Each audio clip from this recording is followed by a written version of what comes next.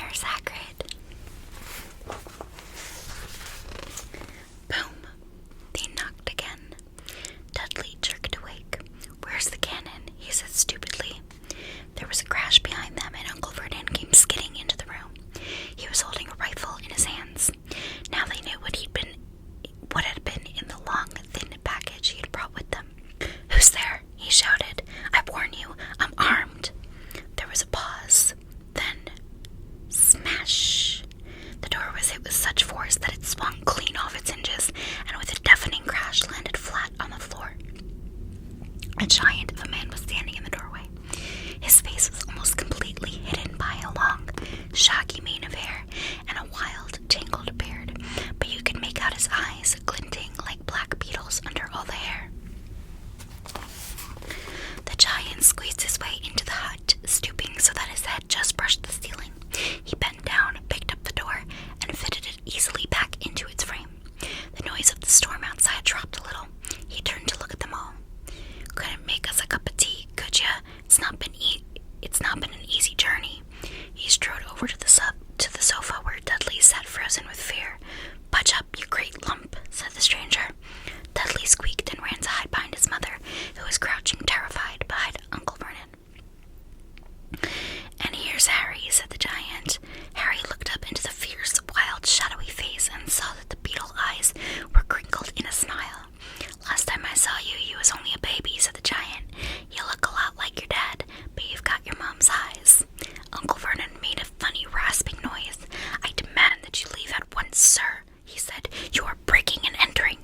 "Ah, shut up, Dursley, you great prune," said the giant. He reached over the back of the sofa, jerked the gun out of Uncle Vernon's hands, bent it into a knot as easily as if it had been made of rubber, and threw it into the corner of the room. Uncle Vernon made another funny noise like a mouse being trodden on.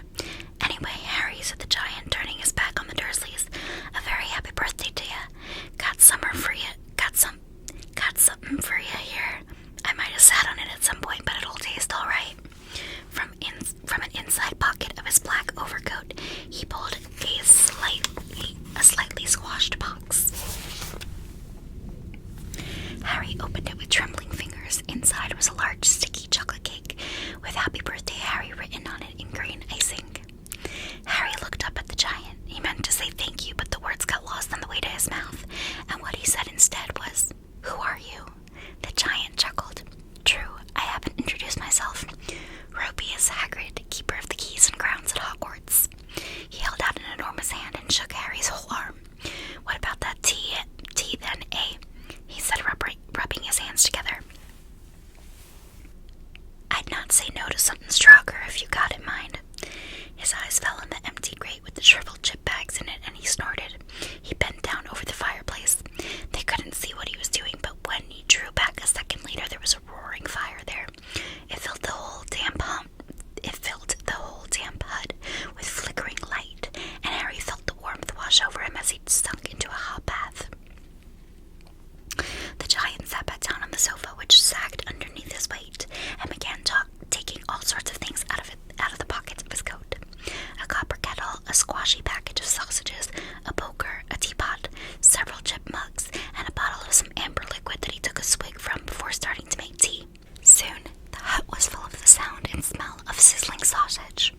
Nobody said a thing while the giant was working, but as he slid the first 6 fat, juicy, slightly burned sausages from the poker, Dudley fidgeted a little.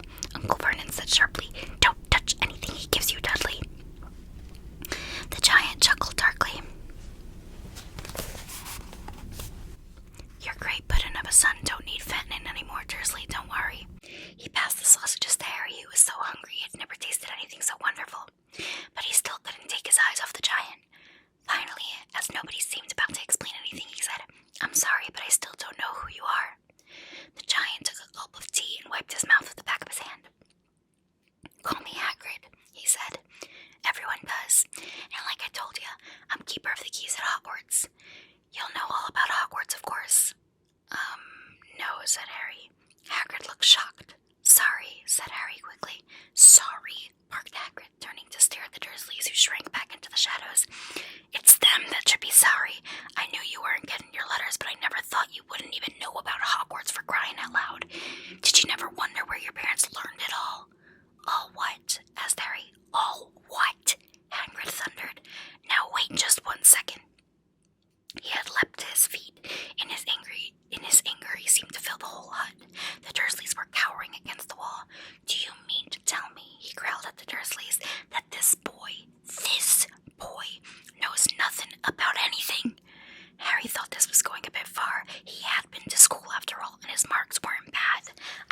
some things, he said.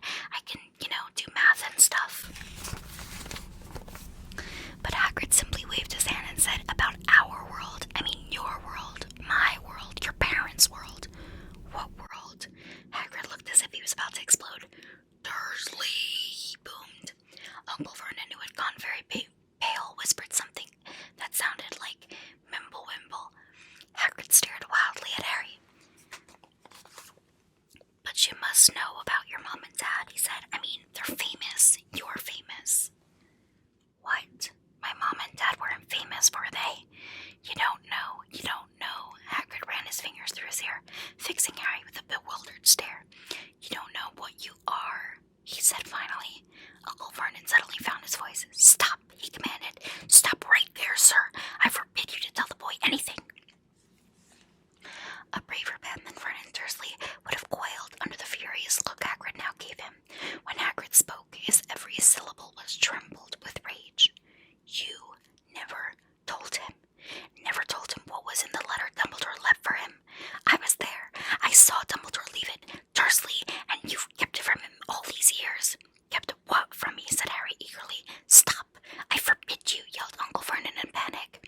And Petunia gave a gasp of horror. Go boil your heads, both of you, said Hagrid. Harry, you're a wizard. There was silence inside the hut. Only the sea and the whistling wind could be heard. I'm a what? Gasped Harry. A wizard, of course, said Hagrid, sitting back down on the sofa, which groaned and sank even lower. And a thumping good one, I'd say, once you've been trained up a bit. With a mom and dad like yours, what else would you be? And I reckon it's about time you read your letter. Harry stretched out his hand at last to take the yellowish envelope addressed in emerald green to Mr. H. Potter, the floor, hut on the rock, the sea. He pulled out the letter and read. Hogwarts School of Witchcraft and Wizardry. Headmaster Albus Dumbledore. Order of Merlin First Class Grand Sorcerer. Chief Warlock, Supreme Mugwump, International Confederation of Wizards. Dear Mr. Potter, we are pleased to inform you that you've been accepted at Hogwarts School of Witchcraft and Wizardry. Please find enclosed a list of all necessary books and equipment. Term begins on September 1st. We await your owl by no later than July 31st. Yours sincerely, Minerva McGonagall, Deputy Headmistress.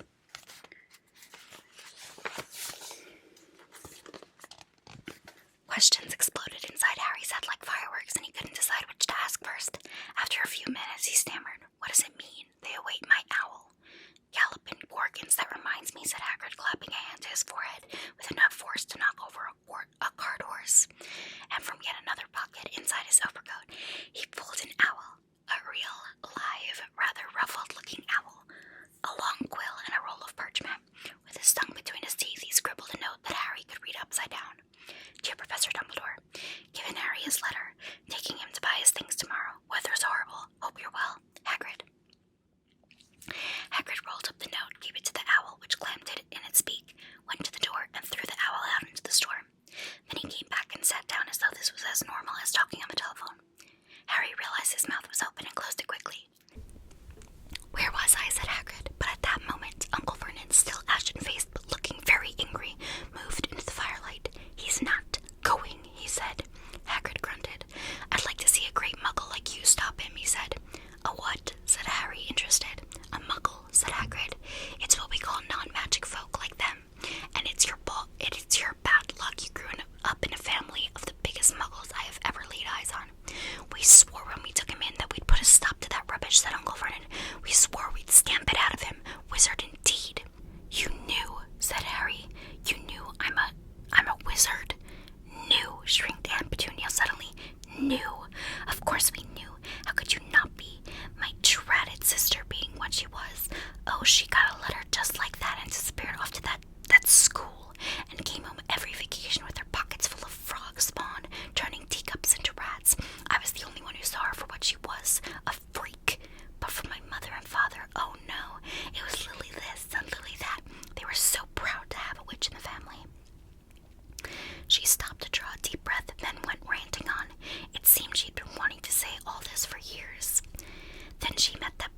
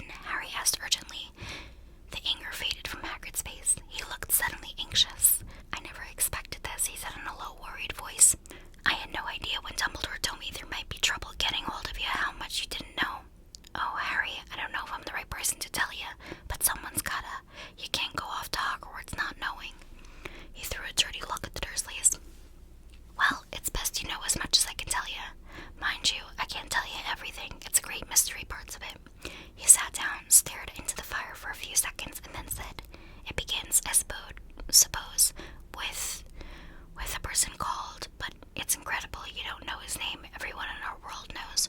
"Who?" "Well, I don't like saying the name if I can help it. No one does." "Why not?" Gulp and gargoyles, Harry. People are still scared. Blimey, this is difficult. See, there was this wizard who went bad. As bad as you could go. Worse. Worse than worse. His name was... Hagrid gulped, but no words came out. "Could you write it down?" Harry suggested. "Nah, I can't spell." "All right. Voldemort." Hagrid shuddered. "Don't make me say it again. Anyway, this wizard, about 20 years ago now, started looking for followers. Got him too. Some people were afraid. Some just wanted a bit of his power, 'cause he was getting himself power all right. Dark days, Harry. Didn't know who to trust. Didn't dare get friendly with strange wizards or witches. Terrible things happened. He was taking over. Of course, some stood up to him, and he killed him. Horribly. One of the only safe places left was Hogwarts. I reckon Dumbledore's the only one you know who was afraid of. Didn't dare try taking the school. Not just then, anyway. Now your mom and dad were as good a witch and wizard as I ever knew. Head boy and girl at Hogwarts in their day. Suppose the mystery is why you know who never tried to get him on his side before. Probably knew they were too close to Dumbledore to want anything to do with the dark side. Maybe he thought he could persuade them. Maybe he just wanted them out of the way. All anyone knows is he turned up in the village where you were all living on Halloween 10 years ago. You were just a year old. He came to your house and... Hagrid suddenly pulled out a very dirty, spotted handkerchief and blew his nose with a sound like a foghorn. "Sorry," he said, "but it's that sad. Knew your mom and dad and nicer people you couldn't find anyway. You know who killed him. And then, this is the real mystery of the thing, he tried to kill you too.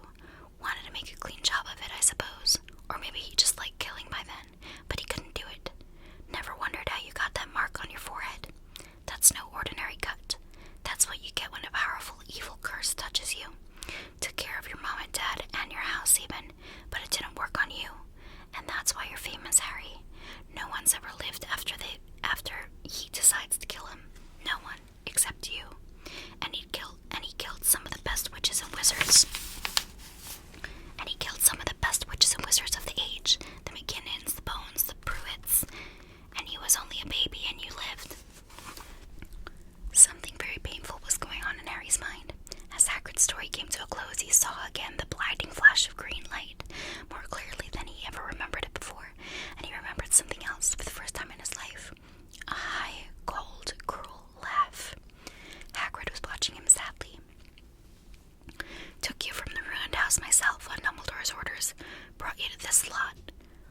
"Load of old tosh," said Uncle Vernon. Harry jumped. He had almost forgotten that the Dursleys were here. Uncle Vernon certainly seemed to have got back his courage. He was glaring at Hagrid and his fists were clenched.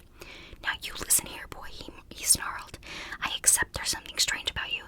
Probably nothing a good beating wouldn't have cured. And as for all this about your parents, well, they were weirdos, no denying it, and the world's better off without them, in my opinion. As for all they got getting mixed up with these wizarding types, just what I expected. Always knew they'd come to a sticky end." But at that moment, Hagrid leapt from the sofa and drew a battered pink umbrella from inside his coat. Pointing this at Uncle Vernon like a sword, he said, "I'm warning you, Dursley. I'm warning you. One more word." In danger of being speared on the end of an umbrella by a bearded giant, Uncle Vernon's courage failed again. He flattened himself against the wall and fell silent. "That's better," said Hagrid, breathing heavily and sitting back down on the sofa, which this time sagged right down to the floor. Harry, meanwhile, still had questions to ask, hundreds of them. "But what happened to Sorry, I mean, you know who." "Good question, Harry. Disappeared, vanished. Same night he tried to kill you. Makes you even more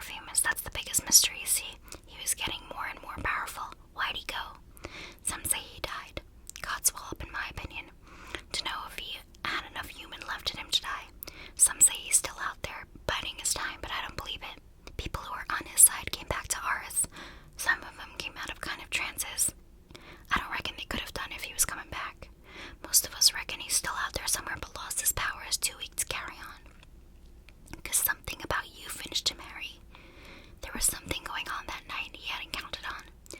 I don't know what it was, no one does, but something about you stumped him all right. Hagrid looked at Harry with warmth and respect blazing in his eyes, but Harry, instead of feeling pleased and proud, felt quite sure there had been a horrible mistake. A wizard. Him. How could he possibly be? He'd spent his life being clouded by Dudley and bullied by Aunt Petunia and Uncle Vernon. If he really was a wizard, why hadn't they been turned into warty toads every time they tried to lock him in his cupboard? If he'd once defeated the greatest sorcerer in the world, how come Dudley had always been able to kick him around like a football? Hagrid, he said quietly, I think you must have made a mistake. I don't think I can be a wizard. To his surprise, Hagrid chuckled. Not a wizard, eh? Never made things happen when he was scared or angry. Harry looked into the fire. Now that he came to think about it, every odd thing that he had ever made his aunt or uncle furious with had happened when he, Harry, had been upset or angry. Chased by Dudley's gang, he had somehow found himself out of their reach, dreading going to school with that ridiculous haircut he'd managed to make it grow back. And the very last time Dudley had hit him, hadn't he got his revenge without even realizing he was doing it? Hadn't he set a boa constrictor on him? Harry looked back at Hagrid smiling and saw that Hagrid was positively beaming at him. See, said Hagrid, Harry Potter, not a wizard. You wait. You'll be right famous at Hogwarts. But Uncle Vernon wasn't going to give him without a fight. Haven't I told you he's not going, he hissed. He's going to Stonewall High, and he'll be grateful for it. I've read those letters, and he needs all sorts of rubbish, spell books and wands, and if he wants to go, a great muggle like you won't stop him, growled Hagrid. Stop Lily and James Potter's son going to Hogwarts. You're mad. His name's been down ever since he was born. He's off to the finest school of witchcraft and wizardry in the world. 7 years there, and he won't know himself. He'll be with the youngsters of his own sort for a change, and he'll be under the greatest headmaster Hogwarts has ever had, Albus Dumbledore. I am not paying for some crackpot old fool to teach him magic tricks, yelled Uncle Vernon. But he had finally gone too far. Hagrid seized his umbrella and whirled it over his head. Never, he thundered, insult Albus Dumbledore in front of me. He brought the umbrella swishing down through the air to point at Dudley.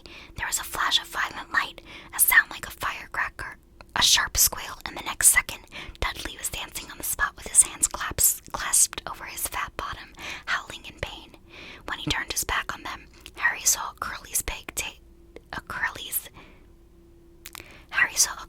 pig's tail poking through the hole in his trousers. Uncle Vernon roared, pulling Aunt Petunia and Dudley into the other room. He cast one last terrified look at Hagrid and slammed the door behind him.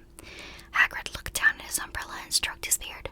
Shouldn't have lost my temper, he said ruefully, but it didn't work anyway. I meant to turn him into a pig, but I suppose he was so much like a pig anyway there wasn't much left to do. He cast a sideways look at Harry under his bushy eyebrows. Be grateful if you didn't mention that to anyone at Hogwarts, he said. I'm not supposed to do magic, strictly speaking. I was allowed to do a bit to follow you and get your letters and, all that stuff. One of the reasons I was so keen to take the job. Why aren't you supposed to do magic? Asked Harry. Oh, well, I was at Hogwarts myself, but I got expelled, to tell you the truth.